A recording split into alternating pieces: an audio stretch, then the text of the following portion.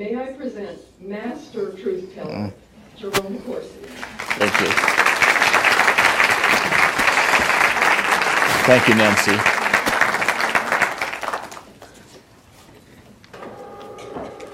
Thank you, Nancy.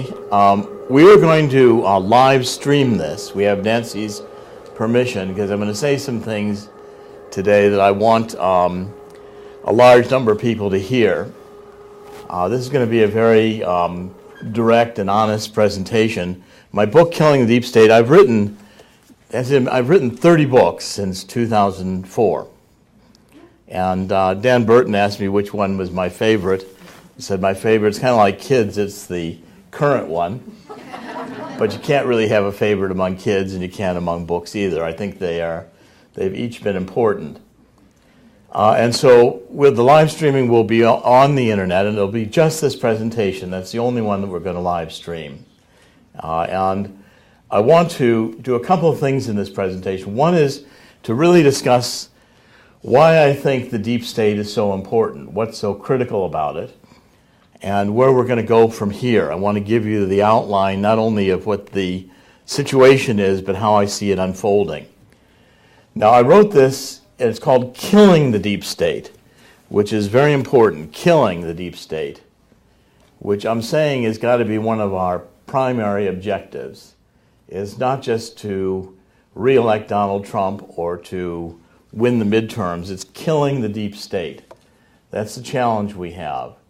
And the subtitle is The Fight to Save Donald Trump, because I think it is yet a fight. Right now, the hard left still believes they can impeach Donald Trump. Remarkable as that might seem, Mueller has not given up and will never give up. These are hardcore political operatives. And as I described in the book, what motivated me to write it was that the realization that, and I completed the manuscript in January, and it was published in March. The book has been, was 4 weeks on the New York Times bestseller list, which was a fight. The New York Times bestseller list did not want to put this book on it. We had tooth and nail fighting with them because they constantly discounted our numbers.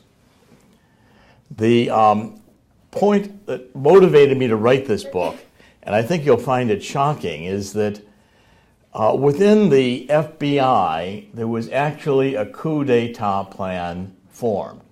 It was treason. We might as well use the direct word for it because that's what it's going to be known as. This is probably the most severe treasonous plan that has ever been put forward. And we now know, and I write in the book about Strozik and Page, because they were always the two most vocal. I mean, these two exchanged, we're finding now hundreds of thousands of text messages. They were supposedly lovers. I don't know how they had time to do anything but write text messages to each other. But at any rate, these text messages, I think, reveal a deep animus, a deep hatred of Donald Trump. Okay, and if you watched the last 2 days with the Inspector General Horowitz, who was really grilled both by the Senate Judiciary Committee and yesterday by the House Judiciary Committee together with the House Oversight Committee, and I thought Trey Gowdy did an outstanding job.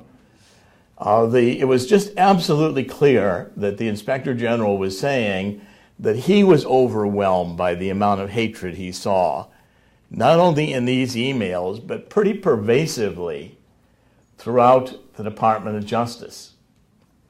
Now, what this means, if you think about it, is that increasingly, I think starting with George H.W. Bush, we've had a professional bureaucracy that's college educated.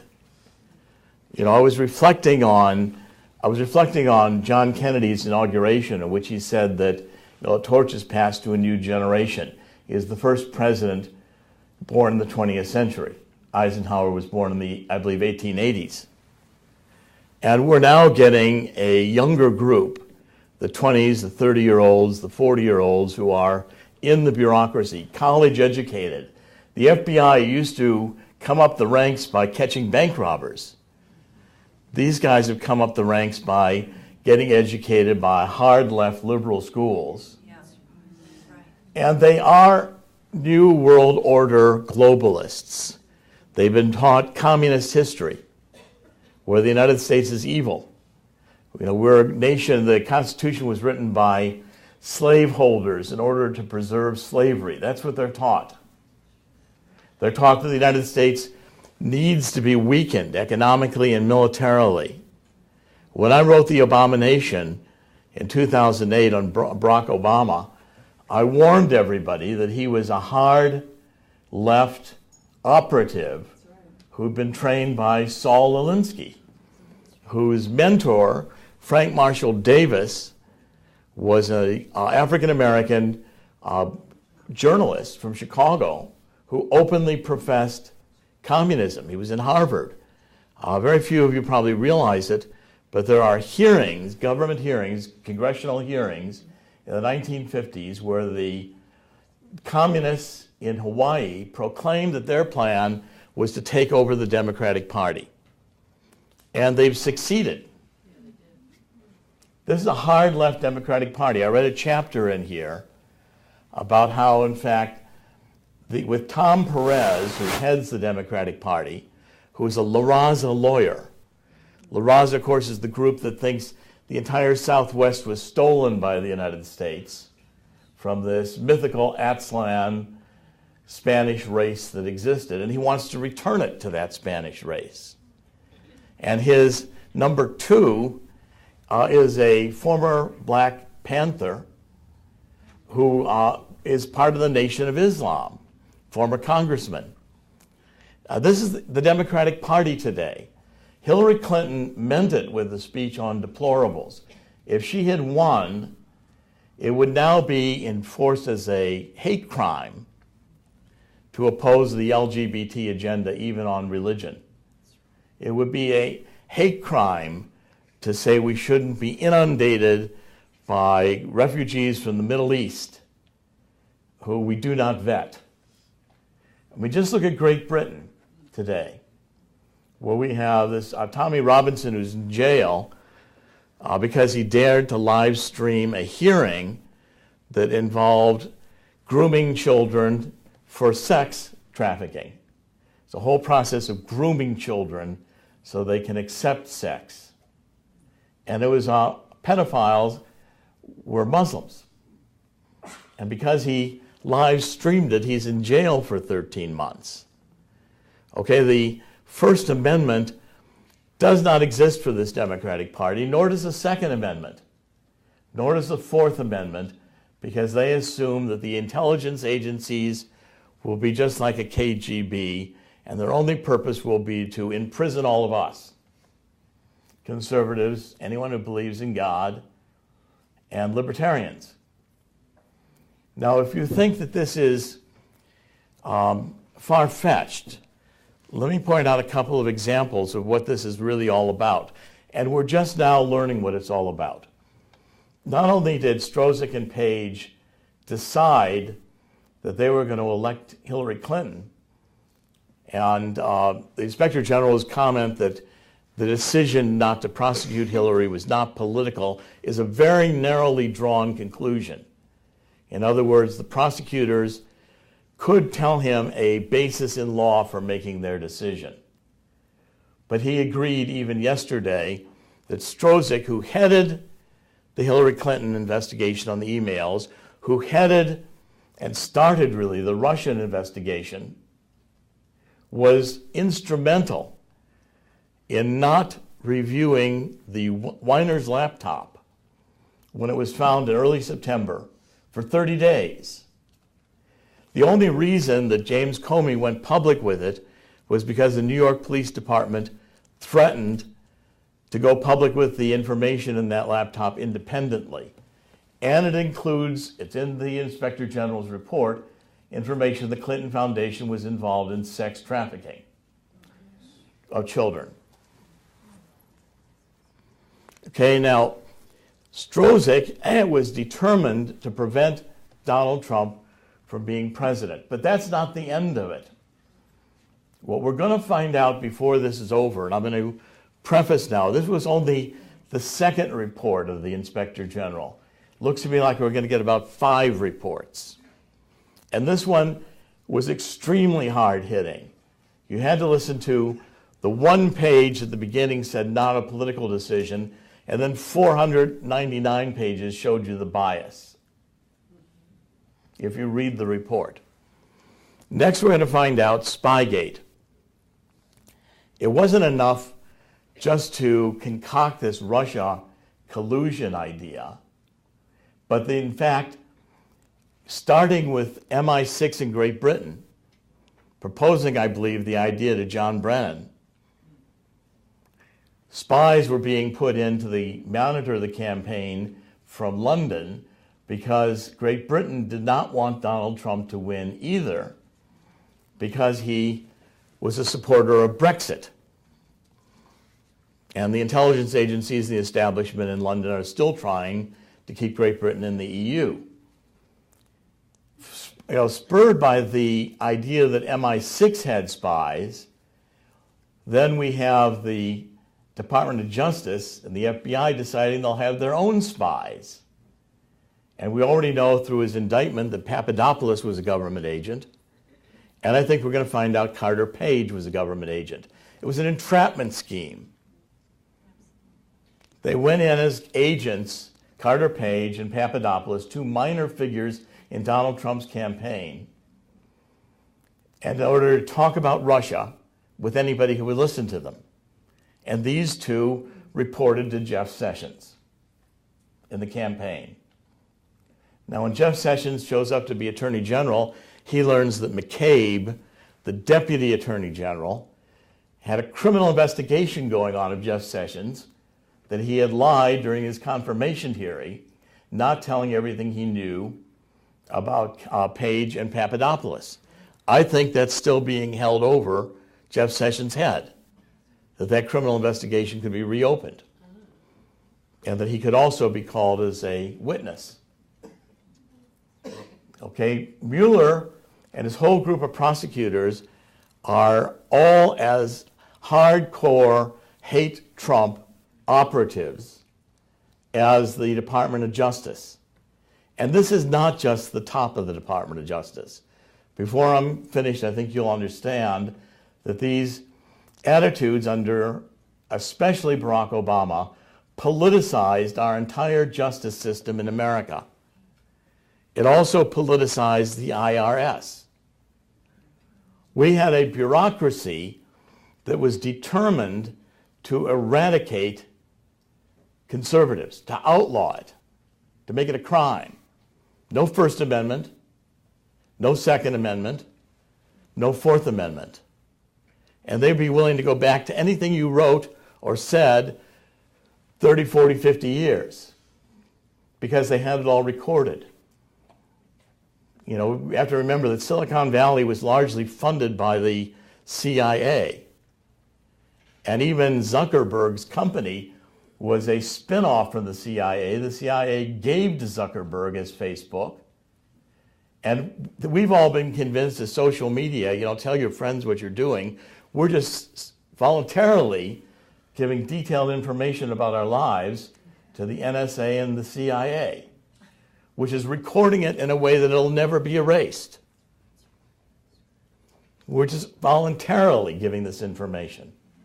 And the deep state knows it. And the deep state mines it. We're going to find out that the Russian collusion, I read a whole chapter, that it was Hillary and Podesta who were colluding with Russia. Hillary, going back to the reset, and Podesta with this Skolkovo, which was the Russian equivalent of Silicon Valley, they began selling military secrets to Russia, including the hypersonic technology that Russia has just used to make this new nuclear weapon that we cannot yet shoot down. That was sold. I detail in a whole chapter here where one of the top oligarchs, a criminal, Vekselberg in Russia, was paying Podesta, I estimate, $35 million. And it was being paid largely through a company that was a front company in the Netherlands called Joule, Jolie or Joel. And it was all documented in the WikiLeaks release of the emails. Hillary Clinton made $147 million selling uranium-1 to Russia. And by the way, in 2009, as head of the FBI, Robert Mueller made a secret trip to Russia to deliver uranium samples for Hillary. That's documented in a cable from the State Department that was released by WikiLeaks, and Julian Assange released that cable on the same day that Mueller was appointed special prosecutor. Mueller, as head of the FBI, covered up the Russian bribery scheme in the uranium industry done by, there was a whistleblower named William Campbell. Victoria Townsend, a very, very brilliant lawyer here in D.C., is her attorney. The information came out on Sean Hannity's show. Both Sarah Carter and John Sullivan, two brilliant investigative journalists, have both picked up on it. I've written about it. But because the Committee on Foreign Investment in the United States did not know about this Russian bribery scheme, they allowed Russia to buy uranium-1, which had been set up by Bill Clinton with another sharp dealer, a penny stock dealer originally, Frank Justra in Canada, when they went over years earlier and bought a major portion of the Kazakhstan uranium. Kazakhstan produces almost 70% of the world's uranium. They bought that from under Putin, and Putin decided he'd go buy uranium-1. Hillary just sold it to him for $147 million, which are contributions largely from Canada that came into the foundation. It was Hillary that Putin wanted elected because he had her in his back pocket. Just like Obama, who told Medvedev, we'll be more flexible after I'm reelected. Just like Bill Clinton, who took this little convenient trip to Moscow when he was supposed to be a student at Cambridge in the UK, for which he was expelled because of a sex affair. Okay, now all this is on the public record. And I've written about it extensively. You'll find what I'm showing you in Killing the Deep State was this coup d'etat plan aimed that with Hillary, we would have the cancellation of the Constitution. And it would become ridiculed for anyone to do what I am increasingly doing and saying, you know, I'll testify Jesus Christ is my personal Savior. You know, my religion is based on the books of Moses in the Old Testament and the New Testament. We have a Judeo-Christian tradition. I walked 200 miles after I wrote Atomic Iran, 2005, with the Iranians who want freedom back in their country. I don't oppose Islam. I think it can be with a Reformation, a legitimate religion. Those women on that march were all Muslim. They were sending money back to other women in Iran so the family didn't have to decide which child would be sold into sex slavery so the other children could eat. These people are hardcore ideologues. Hillary, Obama, the Clintons, and the Bushes went along with them in the New World Order, free tradeism. This whole New World Order is, in fact, I think, diabolical. And we're in a spiritual battle because increasingly we're learning how much the pedophilia, the Satanism, the Luciferian elements pervade Silicon Valley, Hollywood, the elite. You're going to find out much more about this in the next year. Now, what I said in Killing a Deep State, I've known Donald Trump for a long time. And I think it was a miracle he was elected. Amen. And I truly think the hand of God is on Donald Trump. Yes. Now, Donald Trump, one of the best stories I can remember about Donald Trump was when he bought the Bonwit Teller building. Anyone know this story? So this beautiful little gem building in New York on Fifth Avenue that had these frescoes that were all Art Deco. And Donald Trump bought the building.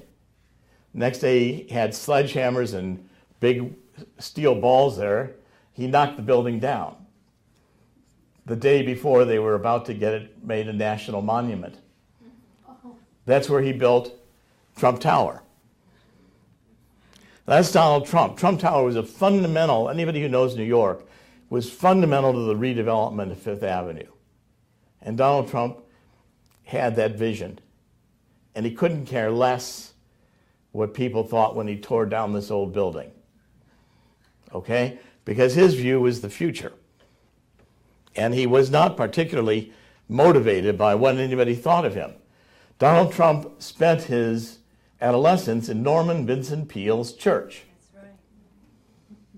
And the positive thinking, the outlook, and I think no one else can undertake this deep state except for Donald Trump. And I've always said about Donald Trump, he always looks like he's going to lose just before he wins.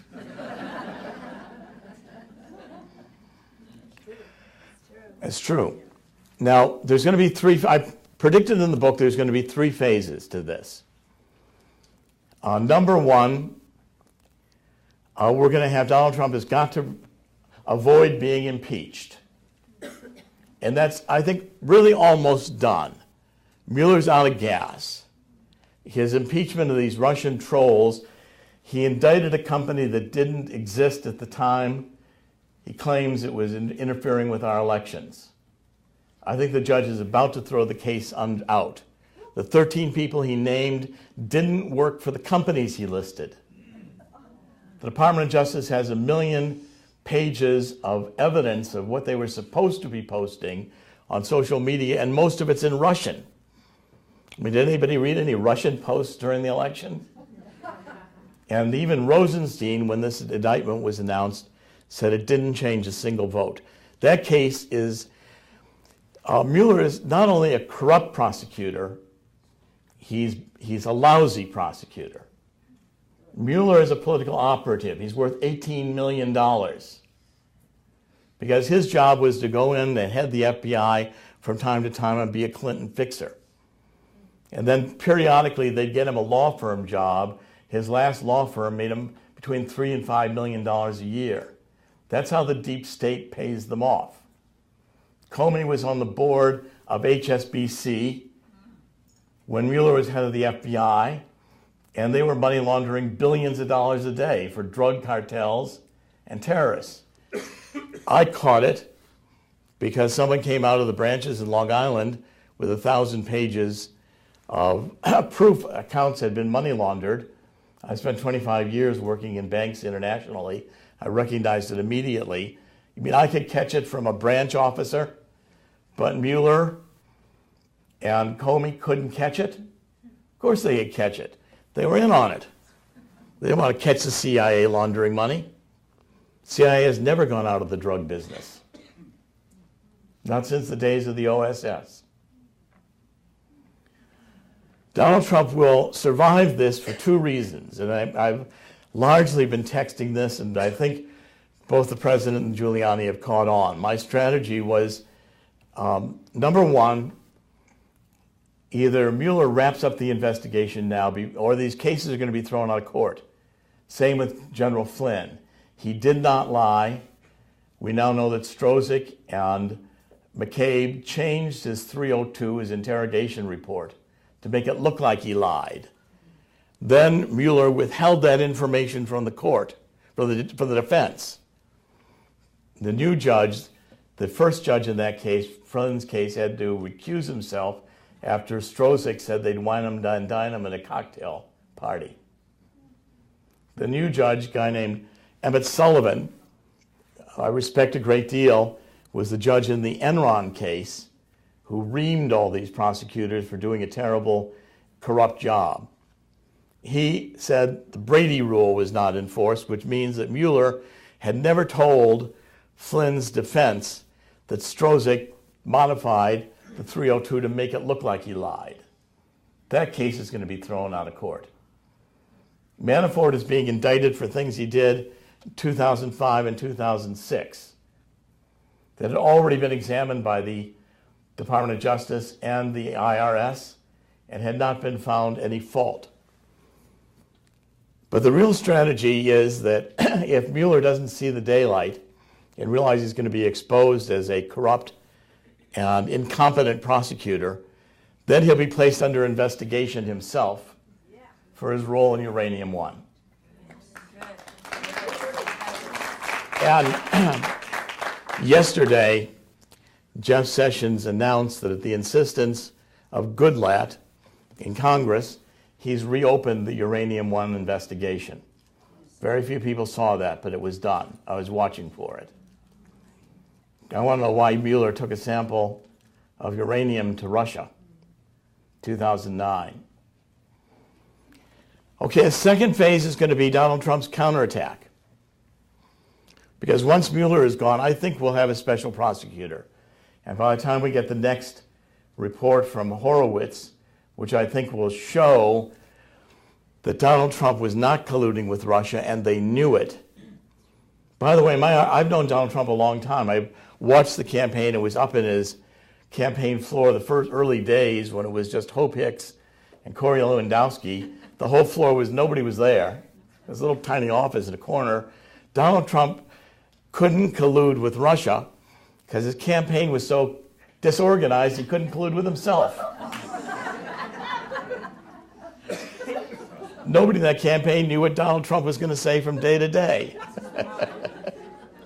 Even Donald Trump, I don't think, knew what he was going to say from day to day. Okay, so they didn't collude with anybody. They didn't even know how to spend money for campaign advertising or the normal things you do. They spent very, very little. Donald Trump was getting all this earned media. And by the way, the Democrats are experts at manipulating the media. This immigration story shows it entirely. This is something that started under George W. Bush. Obama had these children in the worst possible conditions, but now they're showing pictures of children